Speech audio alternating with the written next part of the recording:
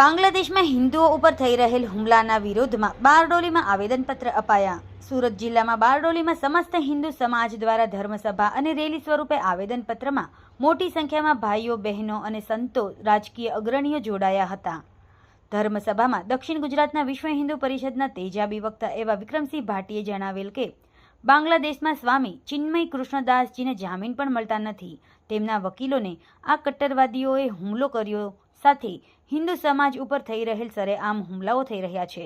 સાથે બાંગ્લાદેશમાં હિન્દુઓની કરુણામય પરિસ્થિતિ અંગે જણાવેલ અને હિન્દુ સમાજને જ્ઞાતિ જાતિના ભેદભાવ દૂર કરી જો બટેગા વખતેના નારા બોલાવ્યા હતા।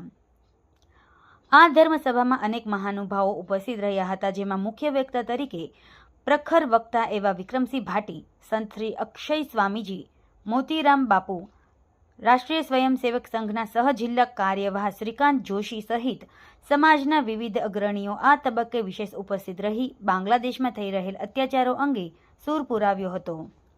બારડોલીના પ્રાંત અધિકારી જિજ્ઞાબેન પરમારને બાંગ્લાદેશમાં થયેલ હિન્દુઓ ઉપર હુમલાના સંદર્ભે આવેદનપત્ર આપવામાં આવ્યું હતું। રેલી સ્વરૂપે આવેદનપત્રમાં મોટી સંખ્યામાં બહેનો અને ભાઈઓ હાજર રહ્યા હતા। भारत माता की आज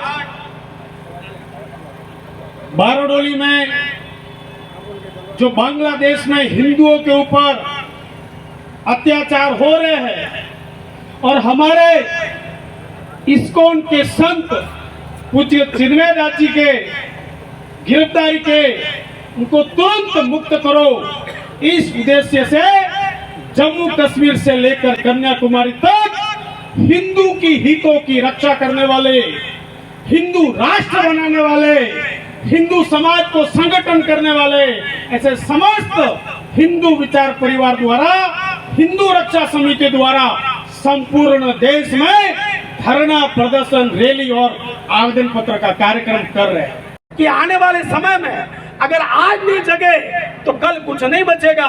उदाहरण है, कहते हैं कि हिंदू रोटी, कपड़ा और मकान के लिए जीता है, लेकिन आपका धर्म नहीं बचा तो रोटी आपसे छीन ली जाएगी।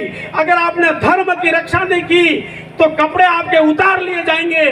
अगर आपने धर्म की मजबूत नहीं बनाया तो मकान आपका छीन लिया जाएगा। उदाहरण है पाकिस्तान, उदाहरण है कश्मीर और उदाहरण है बांग्लादेश को 24 बार काटा गया, कोई बोलने वाला नहीं था। अंग्रेजों से पहले मुगलों ने 17 बार काटा, अंग्रेजों ने हिंदुस्तान को 7 बार काटा। सन 1876 आज का अफगानिस्तान, कल के चंद्रवंशी राजपूतों का अफगानिस्तान हमारा था। कितनी भूमि? 8,55,000 वर्ग किलोमीटर भूमि भारत से अलग कर दी गई। હિન્દુઓ પર જે અત્યાચાર થઈ રહ્યા છે અને ત્યાં જે સાધુ સંતો પર અત્યાચાર થઈ રહ્યા છે, એમને અટકાયત ત્યાં થઈ રહી છે, એના વિરોધના ભાગરૂપે આજે સમસ્ત હિન્દુ સમાજ સમિતિ દ્વારા આખા જિલ્લાની જે સમિતિ બની છે એ સમિતિના દ્વારા આપણે આવેદન અહીંયા પ્રાંત અધિકારીશ્રીને આપવા અહીંયા આજે રેલીના ભાગરૂપે આવ્યા હતા। એક આક્રોશ સભાનું આયોજન આ માટે સમસ્ત હિન્દુ સમાજે અહીંયા બારડોલીમાં કર્યું હતું। જે અત્યાચાર થઈ રહ્યા છે એના વિરુદ્ધમાં આપણી સરકારથી પણ એક આંતરરાષ્ટ્રીય દબાવ નિર્માણ થાય એ માટેના પ્રયત્નો સરકાર થકી થાય એ માટે આ એક પ્રયાસ અહીંયાના જે બારડોલીના હિન્દુ ભાઈઓ અને બહેનો છે એના માધ્યમથી આ પ્રયાસ કરવાનો આજે આ બધા ભેગા થયા હતા પ્રયાસ કરવા માટે। સમાજ માટે, સત્ય માટે, સત્યપૂર્ણ સમાચાર પ્રસારણ આપના મોબાઈલ પર તરત જ લાઈક કરો, શેર કરો અને સબસ્ક્રાઈબ પણ કરો। અને હા, ઘંટડી વગાડવાનું ન ભૂલશો। આભાર।